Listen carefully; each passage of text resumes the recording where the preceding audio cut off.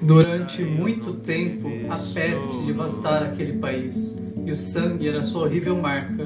Dores agudas, vertigens e hemorragia pelos poros, manchas vermelhas pelo corpo, a morte, a decomposição, e todo o processo não durava mais que meia hora. No entanto, o príncipe próspero era feliz. Jovem, inteligente e corajoso, propôs a si mesmo vencer a morte rubra. Quando viu seus domínios despovoados da metade de seus habitantes, resolveu pôr em prática um plano que venceria a destruição. Reuniu seus amigos sadios e jovens, damas e cavalheiros, 1000 pessoas ao todo. Retirou-se com eles para uma de suas abadias fortificadas, um edifício imenso, magnífico, bem ao gosto excêntrico do príncipe, cercado de alta muralha reforçada, fechado com portões de ferro, e para evitar a entrada ou saída dos súditos, mandou rebitar os ferrolhos. E assim protegidos, seria impossível o contágio, o mundo exterior que se arranjasse. Lá dentro, o príncipe previu tudo, nada faltava, até diversões, música, bailarinos, vinho. Lá dentro, tudo isso e mais a segurança. E lá fora, o desespero, a morte rubra. O mundo não sustenta o sonho de quem tenta dormir. E aí, meus quarentenados, hoje eu vou falar do conto A Máscara da Morte Rubra, que foi publicado em 1842 pelo Edgar Allan Poe. O título desse conto em português varia, dependendo da tradução, então vocês também vão encontrar ele como A Máscara da Morte Vermelha ou A Máscara da Morte Escarlate. E aqui eu vou usar como base a tradução da Clarice Lispector. Nesse conto, o Poe fala sobre um país que vem sendo assolado pela peste da morte rubra, que é bastante contagiosa. Esse país é governado pelo príncipe próspero, que é uma figura bastante irresponsável e negligente com o povo, porque ele não dá a mínima importância para as taxas de transmissão e morte ligadas a essa doença. Enquanto tantos outros lá fora estão se infectando e morrendo, o príncipe e a sua corte se encastelam atrás de muralhas reforçadas e ficam lá e vivendo seu próprio mundinho de fantasia, festejando em grandes banquetes, bailes e até orgias. A gente pode interpretar esse príncipe, que chama Próspero, como alguém que só garante a prosperidade daqueles que ele representa, que são os poderosos que parasitam o poder, que vivem às custas do suor e do sangue daqueles que estão do lado de lá do muro. Bom, vocês que em 2020 estão aí quarentenados devem ter sentido já uma identificação com essa história. E na real não é muito animador que a nossa realidade esteja descrita em um conto de horror escrito pelo Poe. O que eu vou tentar mostrar para vocês é como essa identificação não vem só do acontecimento principal e mais geral dessa história, que é a epidemia, mas vem também de alguns elementos, de pormenores colocados aí no texto, que mostram aí uma aproximação com o momento que a gente está vivendo ou tentando sobreviver.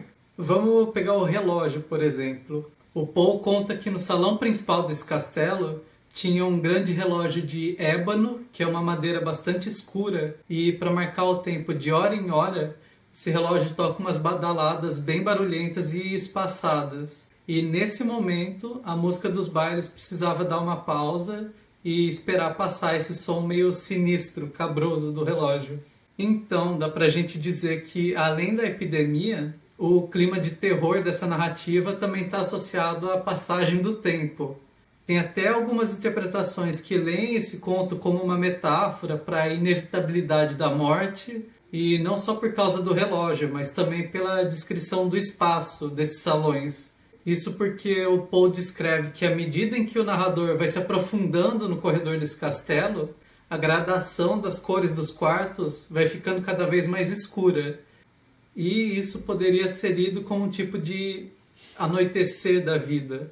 Inclusive, aqui vai uma curiosidade inútil, só que legal. Quando eu li que o personagem vai se aprofundando no corredor desse castelo, que aos poucos vai se escurecendo, eu lembrei que ângulo e angústia são duas palavras de uma mesma origem, e que elas remetem a essa ideia de estreitamento e de aperto. Mas eu acho essa leitura do conto como uma metáfora para o envelhecimento bastante ruinzinha.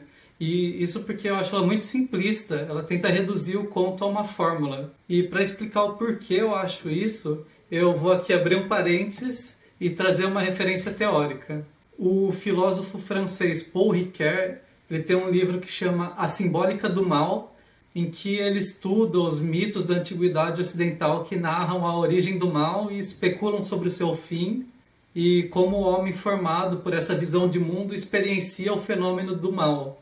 Mas, enfim, o que importa aqui pra gente é uma diferença que o Paul Ricoeur coloca bem no comecinho desse livro, que é a diferença que ele faz entre o mito, que é essencialmente simbólico, e a narrativa alegórica. Basicamente é assim, ele explica que a alegoria tem um sentido primário, que é a história contada, e esse sentido primário é substituído por um significado que existe por trás dessa história, um sentido secundário que se sobressai a ela. Então, depois que essa história é decifrada, o que passa a valer é esse sentido que ela carrega. Então, a leitura da alegoria é como uma tradução. Tal história significa isso e ponto final. É como se fosse o desvendar o significado oculto por trás da máscara. Já na linguagem simbólica, esses sentidos não são tão claros assim.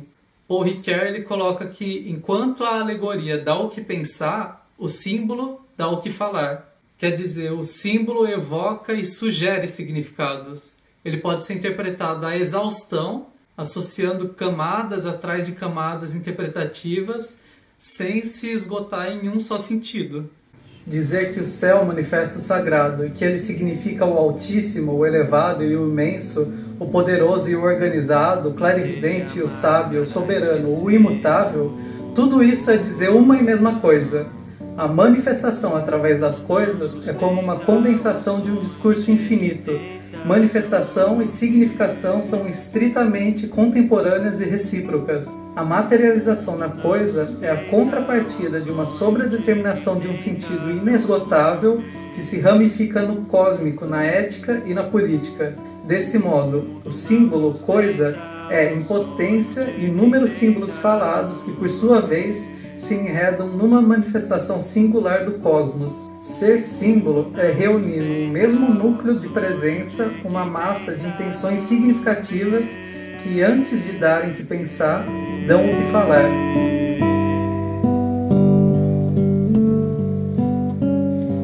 Então, falar que a máscara da morte rubra é uma metáfora para o envelhecimento é ler esse conto como uma alegoria. E, para mim, a pior forma da gente ler um texto literário é ler ele de forma alegórica. Porque assim você acaba matando o simbolismo, acaba com justamente aquilo que faz dessa linguagem literatura. Então, ao invés de interpretar a Máscara da Morte Rubra só como uma metáfora para o processo de envelhecimento, para a inevitabilidade da morte, eu acho que faz muito mais sentido pensar essa simbologia da passagem do tempo na forma como ela opera nessa história, como a inevitabilidade de um leque muito maior de coisas, que poderiam ser o contágio, a chegada da doença, o aparecimento de um intruso e também da morte. Então, em última análise, de forma mais abstrata, a gente pode interpretar aí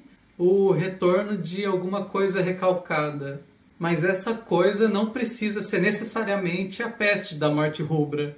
A doença é só um primeiro nível de significado. Simbolicamente, isso que aparece como a morte rubra pode carregar então mais camadas de significação. E além do relógio e da passagem do tempo, um outro elemento central para essa história é a máscara. E a simbologia da máscara é justamente essa de ocultar algum conteúdo que está por trás dela. E quando esse conteúdo vem à tona, quando a máscara cai, essa revelação acontece de uma forma muito trágica. Inclusive, a aparição da morte mascarada invadindo uma festa também é tema de um conto brasileiro que foi escrito em 1925, que é O Bebê de Tarlatana Rosa, do João do Rio. No conto do Poe, ele fala sobre o baile de máscaras na corte, e já no conto do João do Rio é o carnaval que aparece. Em ambos os contos, a festa aparece como um momento de suspensão da razão, o que abre espaço para a expressão dos desejos, da desordem e também para a manifestação do sobrenatural. Não há quem não saia no carnaval disposto ao excesso, disposto aos transportes de carne. O bebê de Tarlatana Rosa parecia possessa, tendo pressa. De novo seus lábios aproximavam-se da minha boca. Entreguei-me. O nariz roçava o meu, o nariz que não era dela. Eu fui aproximando a mão, aproximando, agarrei o papelão e tirei aquele nariz. Presa aos meus lábios, com os dois olhos que a cólera e o pavor pareciam fundir, eu tinha uma cabeça estranha, uma cabeça sem nariz, com dois buracos sangrentos atolados de algodão, uma cabeça que era alucinadamente uma caveira com carne. O bebê de Tarlatana Rosa, meus amigos, o bebê de Tarlatana Rosa, o bebê de Tarlatana Rosa, emborcara no chão com a caveira voltada para mim, num choro que arregaçava o peito. Perdoa, perdoa, perdoa, ela dizia. Não me batas, a culpa não é minha, é só do carnaval que eu posso gozar, fosse tu que quiseste, fosse tu que quiseste. Eu saí correndo. Foi quando eu parei a porta de casa para tirar a chave. Eu reparei que a minha mão direita apertava uma pasta oleosa e sangrenta. Era o nariz do bebê de Tarlatana Rosa. Heitor parou de contar. Houve um silêncio agoniento. Foi uma aventura, meus amigos. Foi uma bela aventura. Quem não tem no carnaval a sua aventura? Esta, pelo menos, foi empolgante. Bom, então, quando o príncipe Próspero e a sua corte se encastelam todo afastados do povo, eles tentam criar uma realidade paralela, fantasiosa, e tentam esconder por trás da máscara, da tranquilidade, todos esses problemas que existem na realidade concreta, que são as péssimas condições de vida do povo, a epidemia, a situação de calamidade pública, as altas taxas de mortalidade, e eles nutrem essa ilusão de que, se afastando do povo, é como se o próprio povo fosse um problema que acabasse deixando de existir. Mas tem sempre o dia em que a máscara cai. Vai ter um momento em que vão irromper bem na cara deles todas essas contradições da realidade concreta que só na aparência eles tentavam apagar. E, bom, já que o assunto é horror, eu vou terminar esse vídeo com uma frase do escritor Lovecraft. Não está morto que pode eternamente jazer. Em eras estranhas, até a morte pode morrer.